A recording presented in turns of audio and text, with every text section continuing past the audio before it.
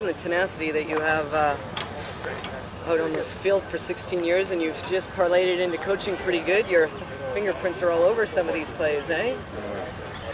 You know, there's, I guess over the years you see some things that you keep in the back of your head, and you're like, wow, that's interesting. I'd like to see that again. And it just happens that way.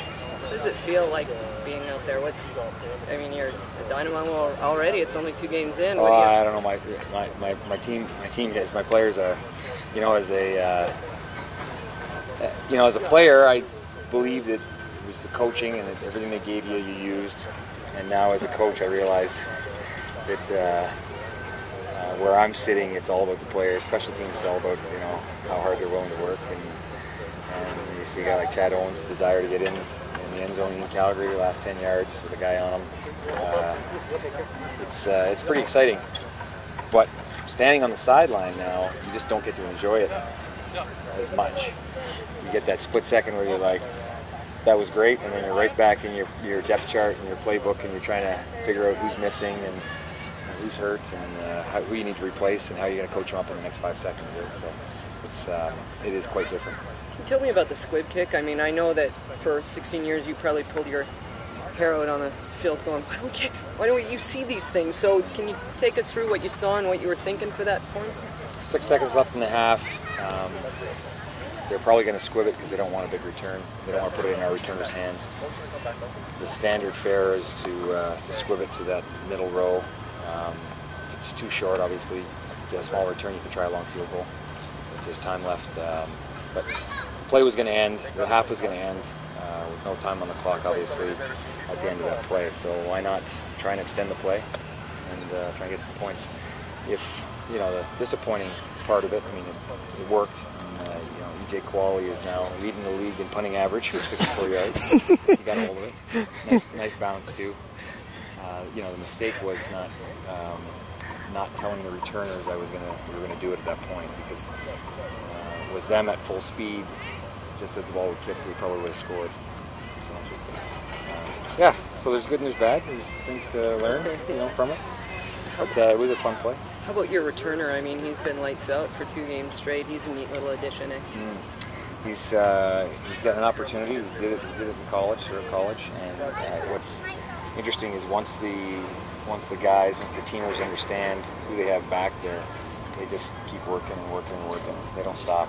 They, you know, they're always looking to make that extra block, and they're always hustling, and it pays dividends for them. They want to be the guy who makes that block to spring the return, and that's exciting. It's fun to watch. I tell you, Chad Owens is very dynamic. We've seen that. Hey, Mike, with the quality play the other night, do you know, maybe want to throw a bit of unpredictability into things as the season progresses, because not everybody's expecting that play. We expect to see more of that out of you. I don't know what there is left. No. I don't know. I think it's the CFL. It's football for a reason. The ball's meant to be kicked, and our rules lend a lot to that excitement of the game. So I think it should be used. You know, if the situation dictates, then we will try and do things that maybe other people don't think of. But I don't know how long I can keep this up. No. It's okay.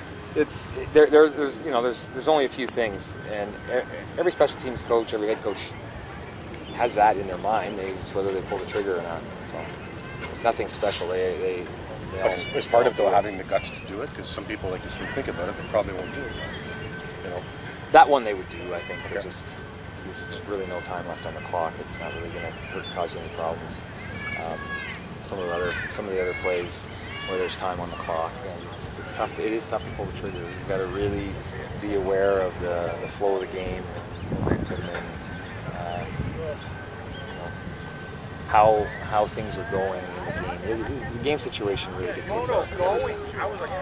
You're obviously still adjusting to this whole coaching thing, but when you see a big play happen and it's your special teams group that pulls it off, how does it compare to a great play on defense when you were playing, or a great play that you made specifically on defense?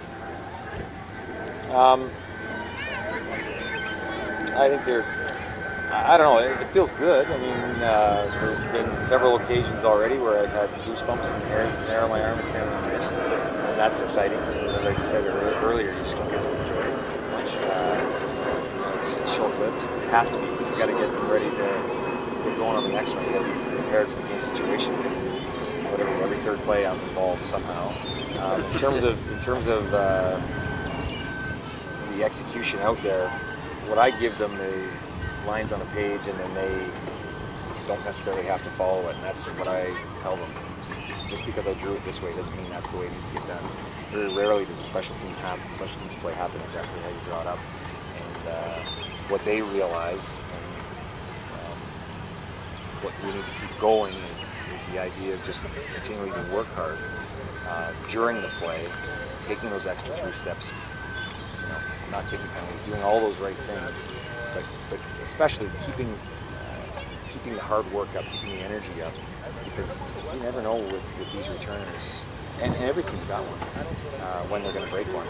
You don't want to be that guy you see on film who's jogged 5 yards and then goes, oh, I better pick it up again. When you show 2 speeds on film, so we got to get to that point where we're always playing at 1 speed, and they picked it up pretty quick. I tell you, like I said, it's when you get a returner back there like Chad Owens and Ryan Christian, guys understand it, and they realize that they just keep working something.